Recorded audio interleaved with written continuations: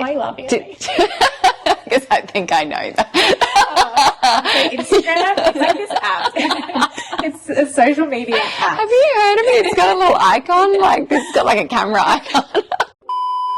Enough eggs in my basket. No, that's right. So exactly. So we knew that would.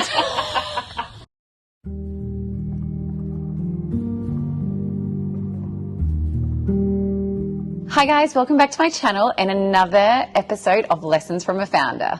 It's all about the marketing secrets behind an online brand, and as the founder of Ella and Earth, I have witnessed firsthand the power of marketing and when done correctly, the powerful results you can see from it. We're actually doing this as a two-part series, and the first series we are focusing more on the visual aspect of our marketing. We're going to be talking about content creation, social media, influencers, UGCs, paid ads, blogs, you name it, we are going to cover it. Joining me today, we have two of the marketing brains behind Ella and Earth. We have Nicole, our marketing manager, and Shay, our content coordinator. So let's get started. There is a lot to unpack here and what goes into our marketing strategy. So Nick, can you tell us a little bit about how you structure your marketing plan? Because this is not just like a week in advance or a month in advance. I know that you have got a 2025 marketing plan.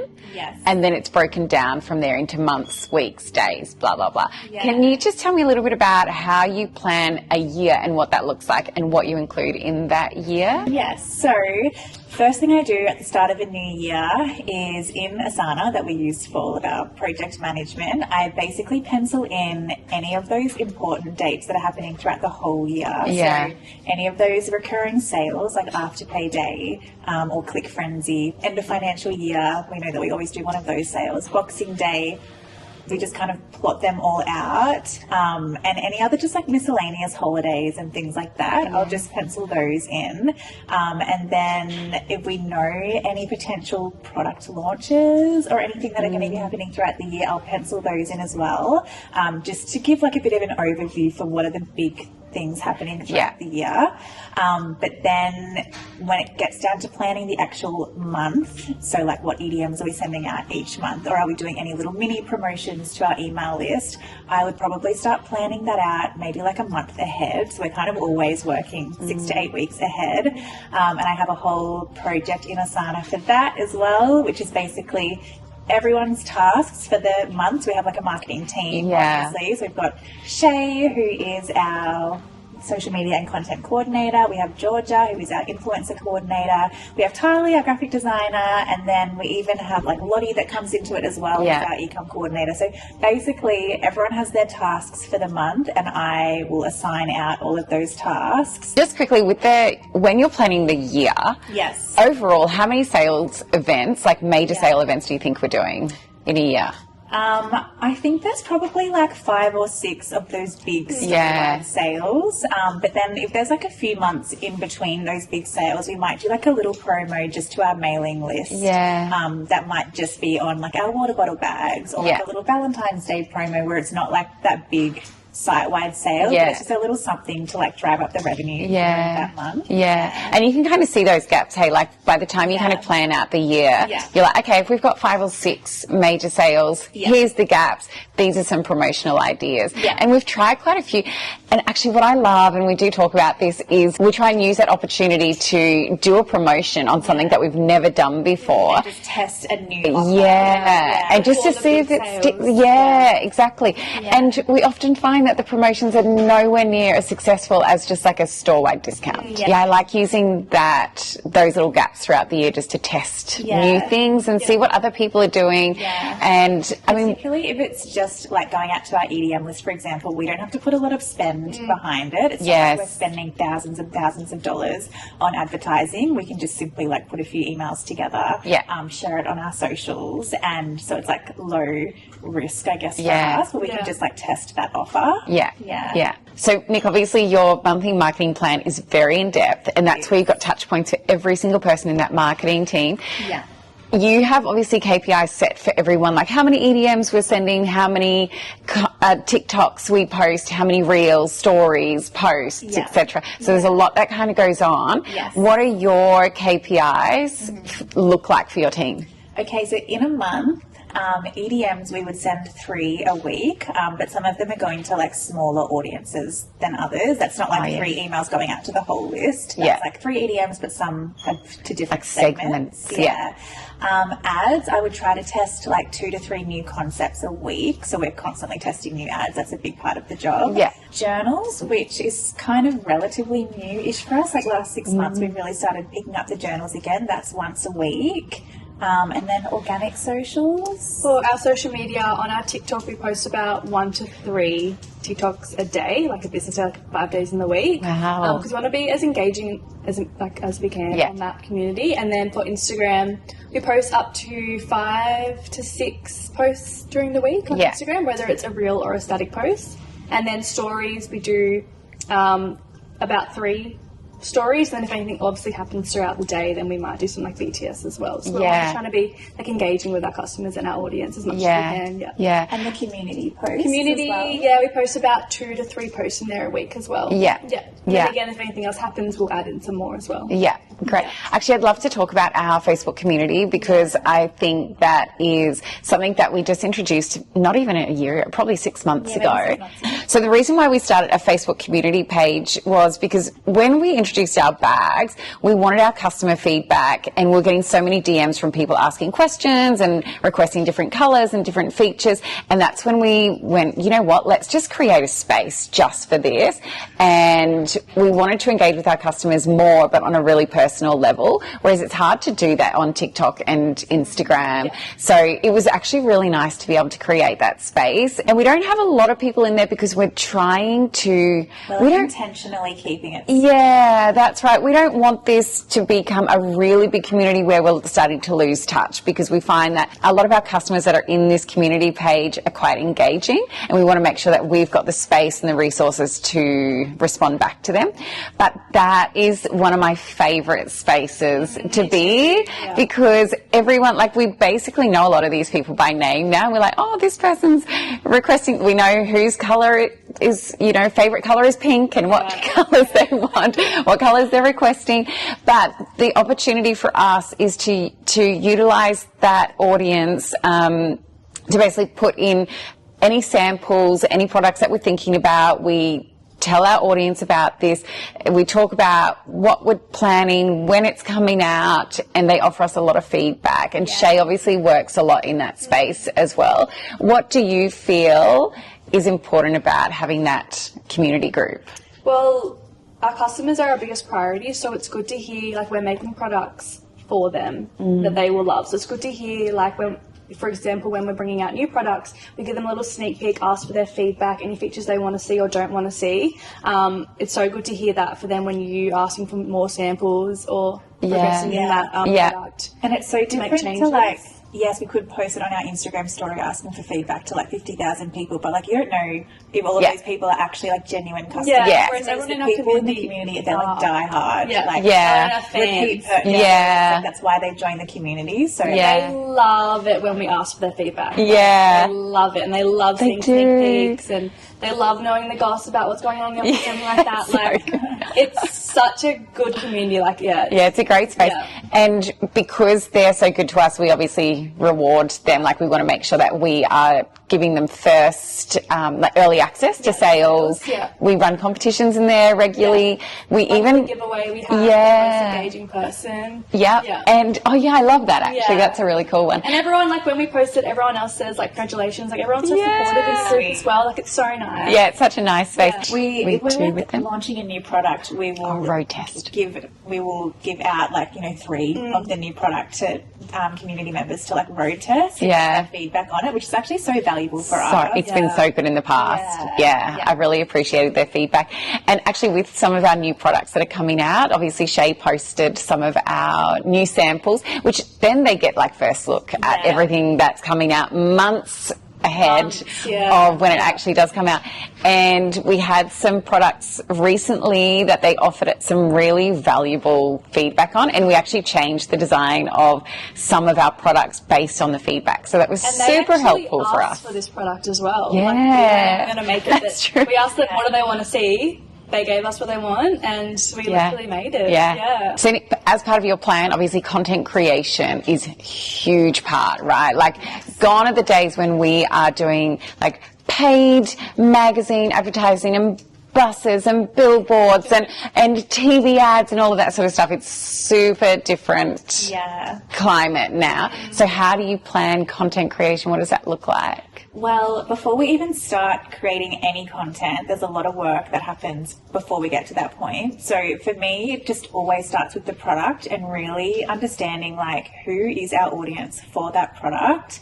What are they looking for in this particular product? And if there's like competitors, what is going to set our product apart? What are the key selling points? What problems is our product solving? And just getting a really holistic view of like who is our ideal customer for that product.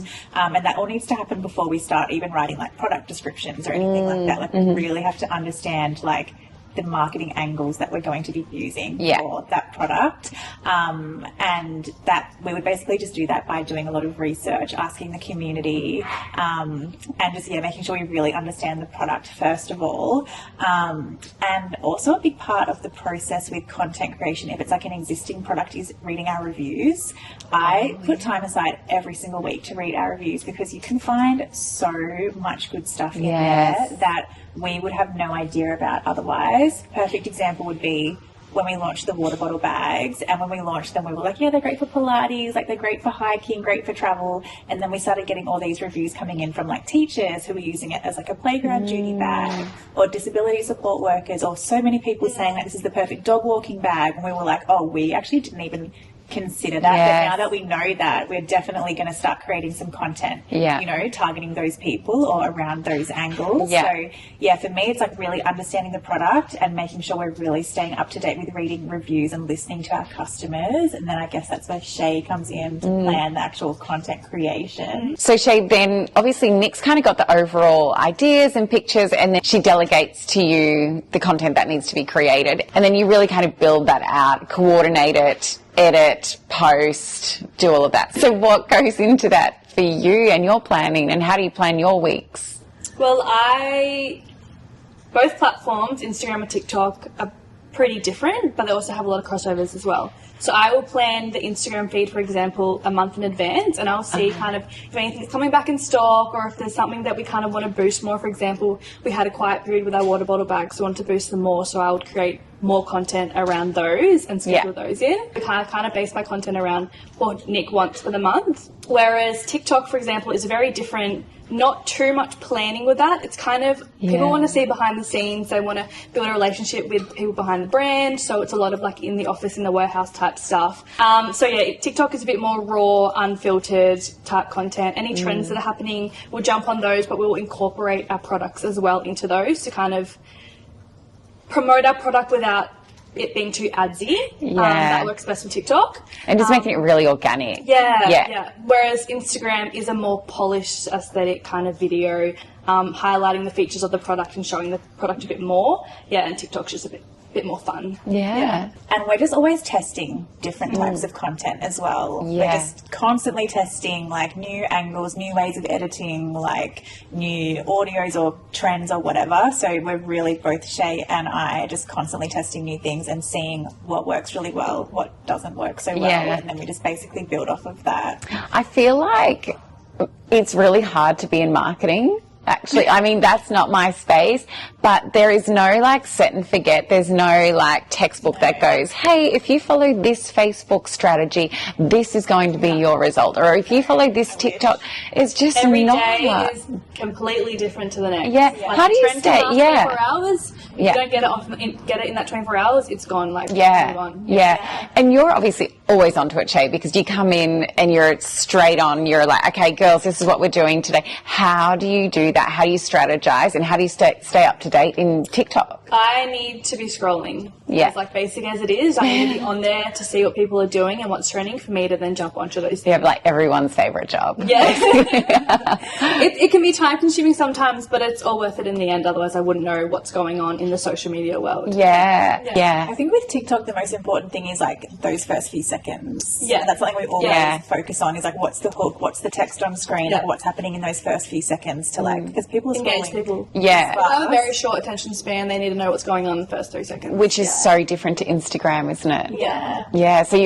like, it's funny because you're working in so many different platforms, but they're all really different because then our Facebook ads are completely different. Because I know we've recently started posting some of the more like funny like TikToks onto our Instagram Reels. Oh, yeah. And they're actually doing like Yeah. really well. Oh, Which we had never really done before. Instagram we used to have very polished. Yes. And I think because we had the mindset of like Instagram has to be all polished. Which it Yes. used to be, and now Yeah. I feel like other brands are kind of adding some BTS stuff to them. We tried, and Yeah. it did way better on Instagram than TikTok. Some of our behind the scenes videos, some of our funny videos. Yeah. I really struggled with this. I know when we started doing like Reels and TikToks, I was like, don't put it on the feed though. You know how you can like remove it from the feed? Yeah. Because I just wanted, like Instagram when I first started in business or just using it for personal, was all about beautiful photos, aesthetic. It's your Like, show book as well. It's like your other Yeah, website. yeah. So you want your Instagram to look Instagram neat. To look neat. so how long have we been working with influencers for now? Probably a year. It started very slowly. We only did a couple of months even. Yeah. And now that we have a new influencer coordinator, Yeah. we are doing like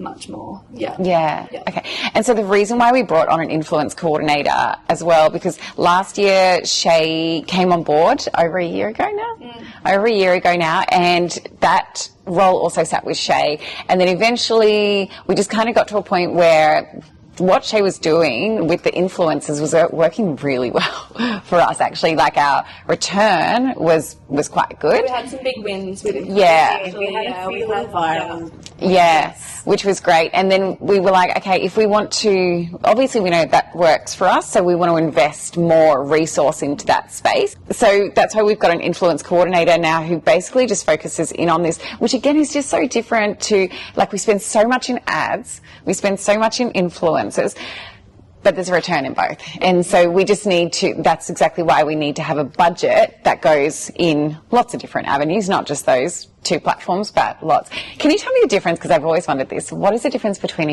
UGC creator and an influencer? So an influencer has an audience already online.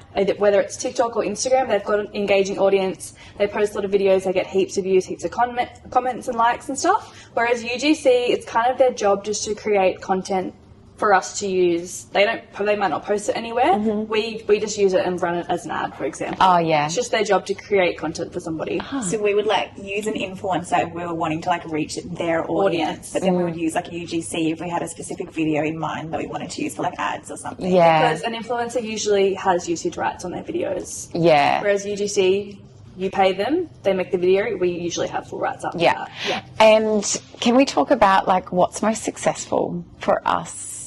Like an influencer or Depends UGC what creator? it's about. If we want to run like a particular ad about something, a UGC creator, we can just tell them make this exact video. Yeah. Whereas if we want to get more products kind of out there with other audiences, an influencer posting that to reach their audience. Yeah. Yeah, but I Kind of feel like we've depends had what more, it like is. all those like really big wins that we've had have been with influencers. Influencers, yeah. Their videos or whatever have gone viral. Yeah. So like it's actually making like lots of sales through this one. Yeah. post.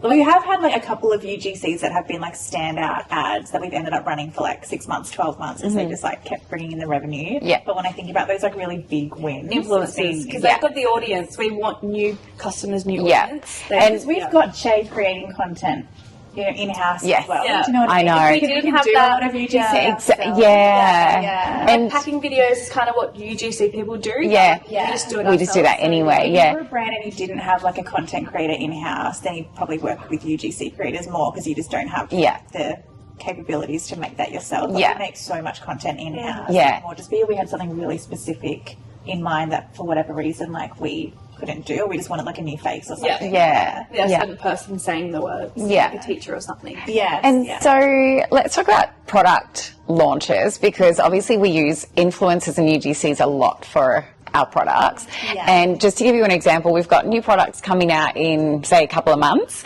And so I've actually just contacted my supplier and asked them to ship a separate shipment to our freight. So they're going to air freight probably about 10 of each colour of all of our new products, which then gets all distributed to influencers and UGC creators. What does that strategy look like for you guys, like on a content creation side? Well, I would probably brief the girls first, like if I had specific angles in mind, like for example with I don't know if I can say the new overnight bag, but if I've like done that work on like what are some of the marketing angles we want to use, then I might brief the girls and say, okay, obviously for this particular bag, it's at a bit of a higher price point, so I'm thinking like what would work best is maybe like professionals or like slightly older women, like probably not the super young girlies. Yeah. Or like maybe we could try to find someone that has like a trip coming up or is doing like Euro Summer this year, or here are some like overall angles I think could be really good to use for people. And then I would kind of pass that brief over to Shay and Georgia, and then Georgia will just do her searching across all the platforms looking for some people. Put a little list together to present to us. We might pick 5 or more people from that list. She'll reach out asking for just prices and stuff, so we get like a little bit of a budget going on how much we want to spend on these products. And then 2 weeks is probably a good time, or even longer than that, before the product comes out, so we can just go back to forth if we need to make any changes on content, create a content brief for them, sending the products out, and then it's just approving. And then getting ready for launch date to have their post like ready to go. And then that's good because we can use those UGC creations to start pumping ads out straight away. So we're ready by the time of the launch. Okay, good. Okay, so now that we've got organic and influencer content, how does that kind of play into our ad strategy? It's all really closely connected. So if something is performing really well for us organically, whether it's like a reel or a particular image that we posted on Instagram or a TikTok, that's a really good sign that it's also going to perform well as an ad. So it's like we're just kind of constantly in this loop of content, and I'm just looking at what's performing well organically and then putting budget behind it basically in ads. Same with like UGC content and influencer content. If an influencer post has like done really well for us, then we might get in touch with that influencer and say, hey, could we pay for usage rights to run this as an ad? Because if it's done really well for their audience, it's a good indicator that it's going to perform well as an ad. And we also make it a point to just be constantly testing different types of content. So we'll always be testing at the same time, like UGC content, aesthetic, like polished videos, and then also like the more raw or like fun, like spontaneous stuff. So always testing a mix of those different content styles and just seeing what works. And so the content that we do in-house is obviously what Shay is creating with the girls in the warehouse or our office team. And even we do like a monthly content day as well.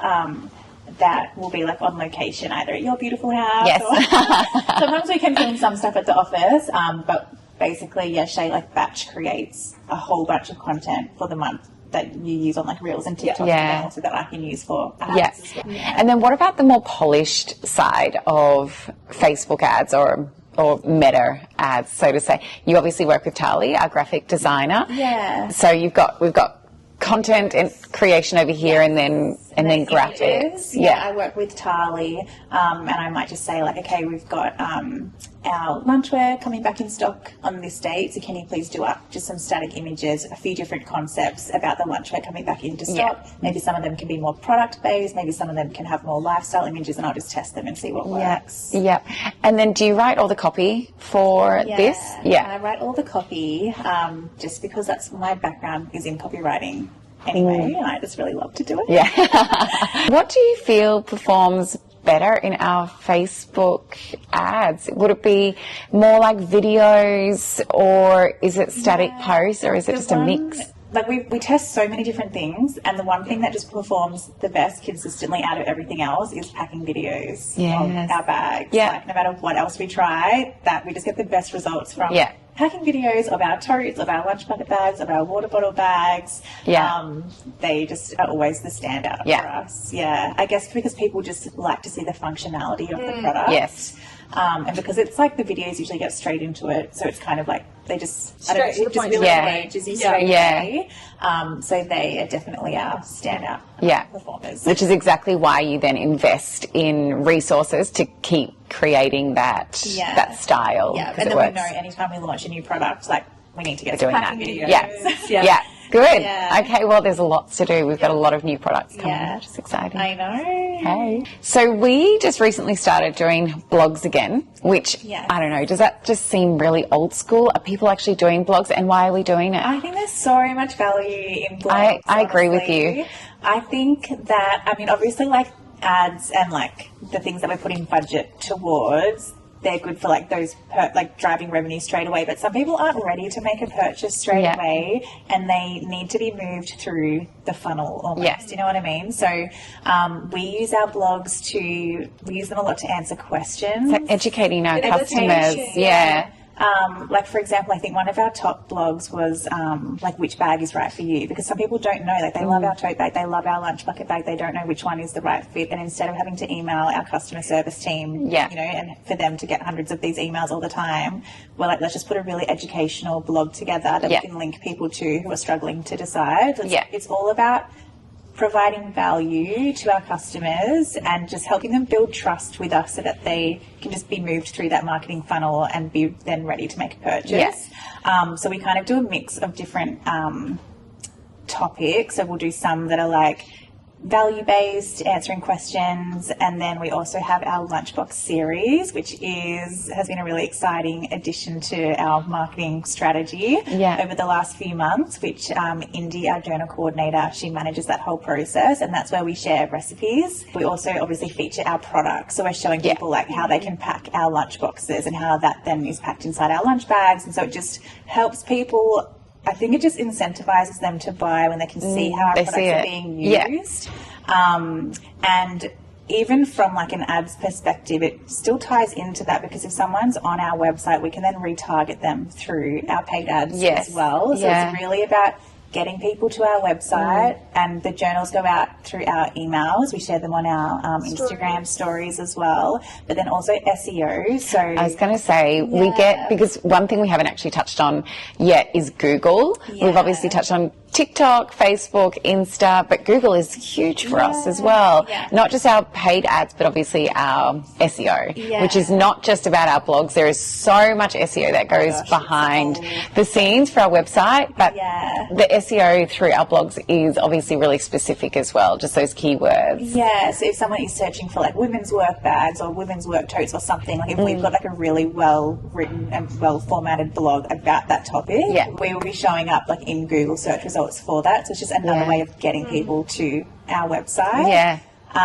So I think they're so valuable, and we even use them for like product launches and things like that. Before we launch, we'll do a bit of a series on the journal. We'll share like the BTS of the photo shoot, and then we'll do like a really super informative blog saying, here's what's launching, here's like all of the features, here's the price, here's everything you need to know about the launch. So people are just like ready to buy when the product is launched. And even before sales, we'll do like everything you need to know about our Afterpay Day sales. So people are just like super informed before the sale begins. They know like the code, when it starts, what's included, what's not included, how they can shop the sale. And it's also, I think, just handy for our emails. Like, you don't want all your emails to be like, buy. Like, you don't want them to all be super salesy, or people are just going to unsubscribe because it's just going to appear really spammy. So if we're sending out like, you know, like handy recipes for school lunches or like styling inspiration for our water bottle bags where it's not super salesy, I think that just helps build trust between the brand and our customers. I agree. And it's a great way for our customer service girls, because we constantly get